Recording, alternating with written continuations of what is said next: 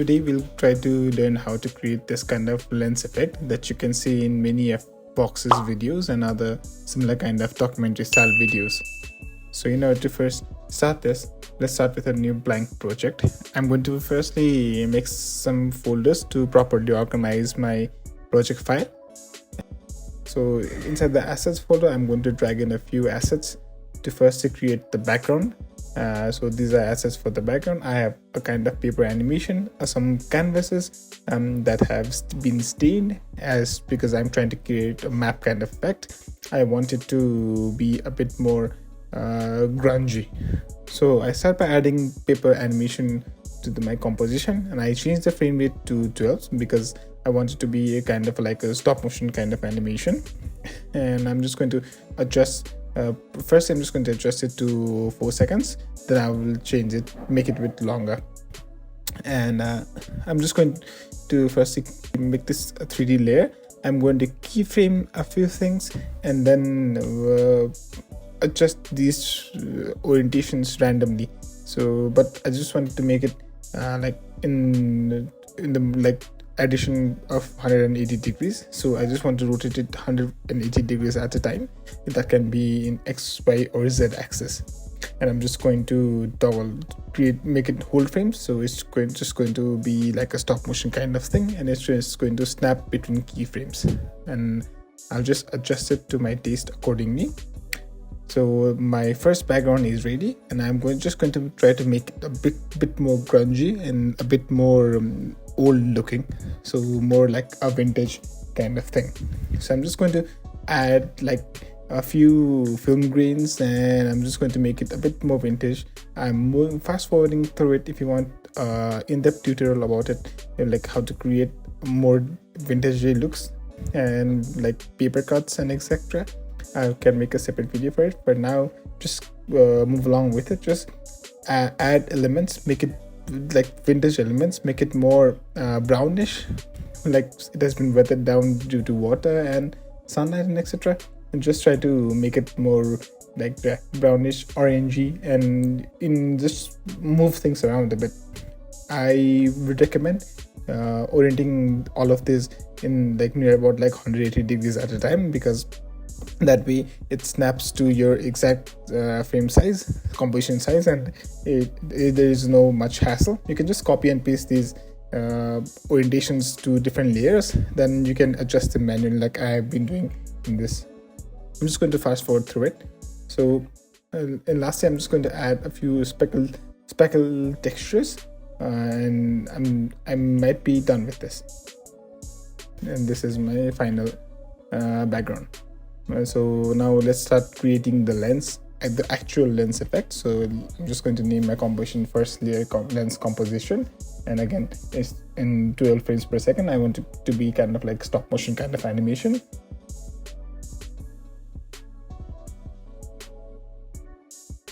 And I'm firstly going to keep it inside the composition folder because I just want to manage it properly.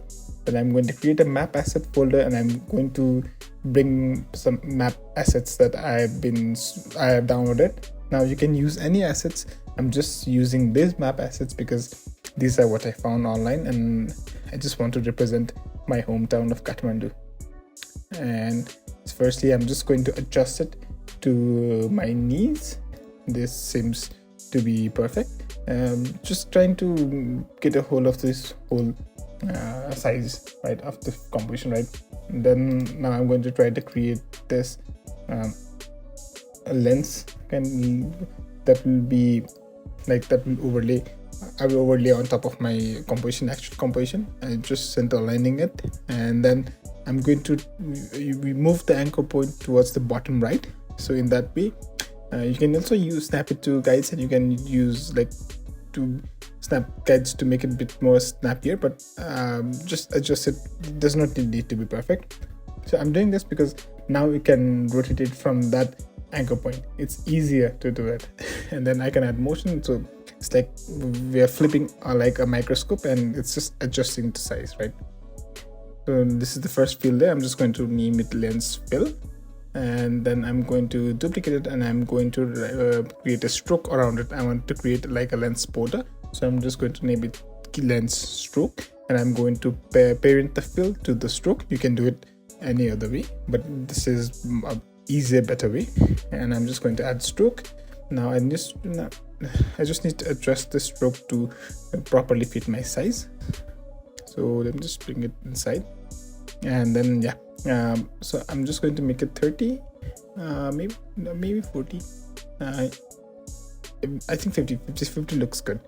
So I'm just going to add a Gaussian blur around the lens stroke part.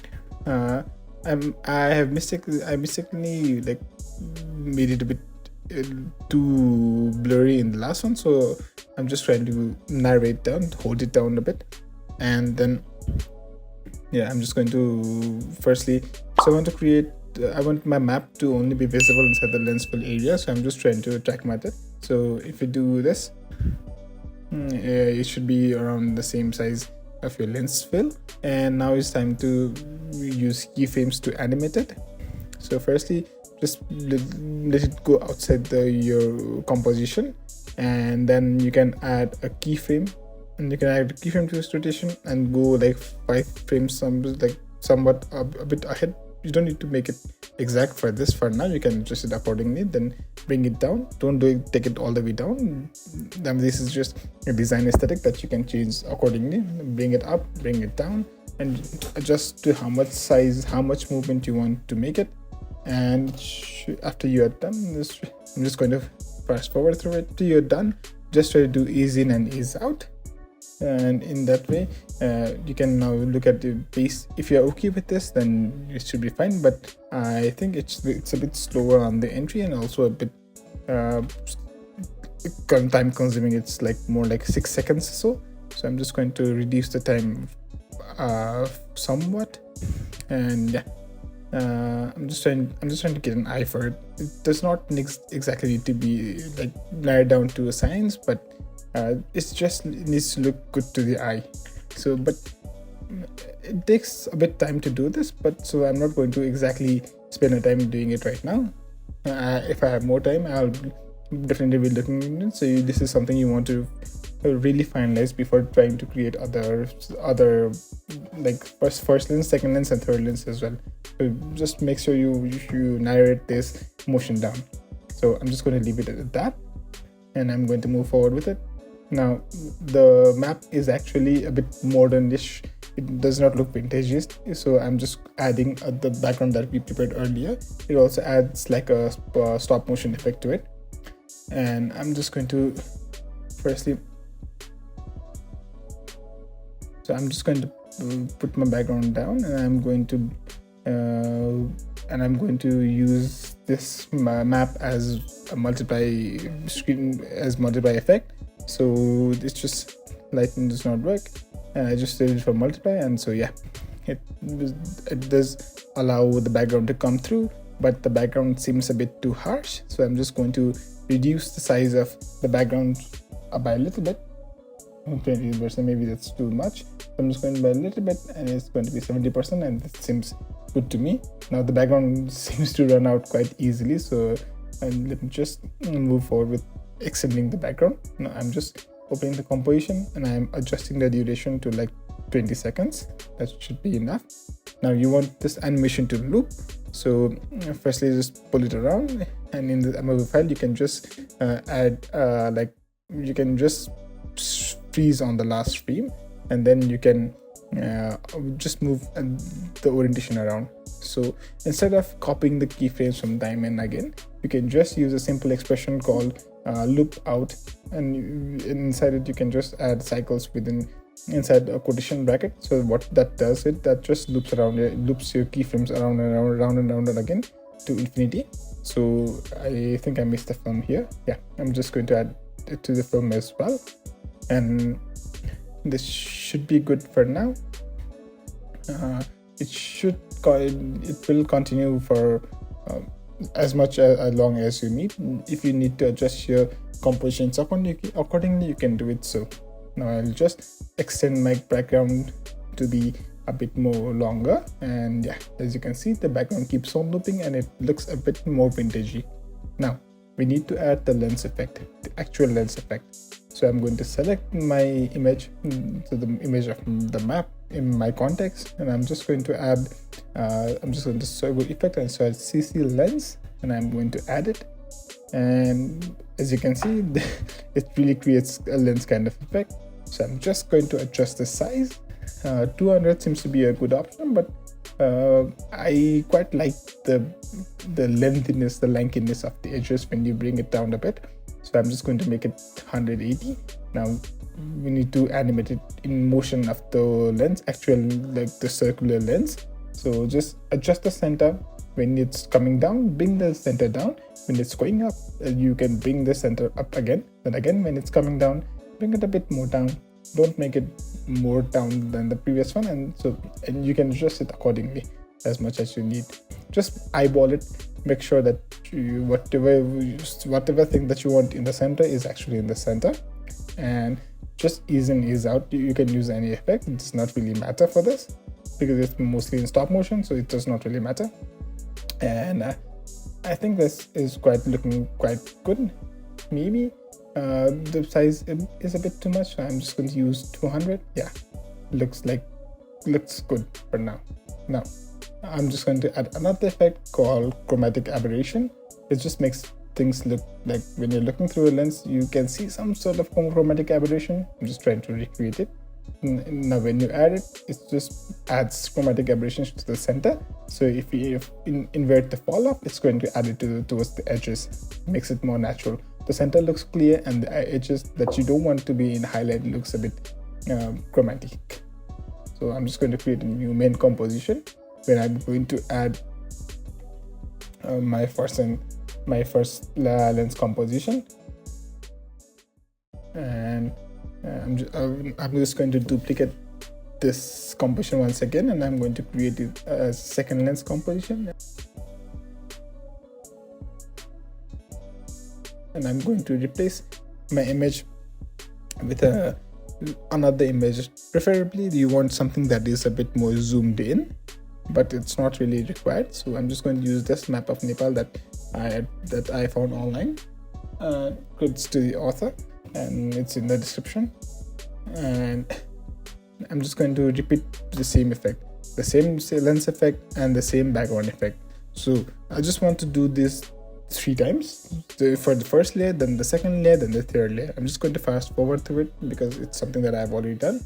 If you want a more detailed look into it, you can just write it in the comment section down below, and I will try to upload it and go into more detail. So I'm just going to fast forward through it. And you preferably want to adjust the motion a bit, but not so much, so that it looks natural but not natural than the first one. And then in the third lens effect, I had a black and white kind of a map, so I'm just using tritone effect to make it a bit more orangey brownish. And I'm just going to again do the same, add the lens effect, add the chromatic aberrations, and add the background effect. Now all I want to do is then finally layer all of these 3 motions side up, like up and down, and I'm going to adjust it as per needed. The motion looks a bit off, but for a tutorial I think it's fine. You can make changes accordingly, and you can just do as you please with the motion. Try to make the motion a bit varied between different lens effects. And the last thing that you would probably want to consider is, it's not really necessary, but as you can see, these circles have sharp edges around them, so you would preferably want to blur these edges out. So I'm using Gaussian blur, the trusty old Gaussian blur, with an effect of 200 to kind of blur the side edges. You can use roughen edges as well, or you can just use fast motion blur, but Gaussian blur seems to do the job. So that is how you create a lens zoom in kind of effect. Now you can go further, and you can add any other effect on top of it. You can also add blur to make it your own. So just go and forward and create it, and be sure to tag me when you're ready to create your own effect. Thank you so much for listening. Goodbye.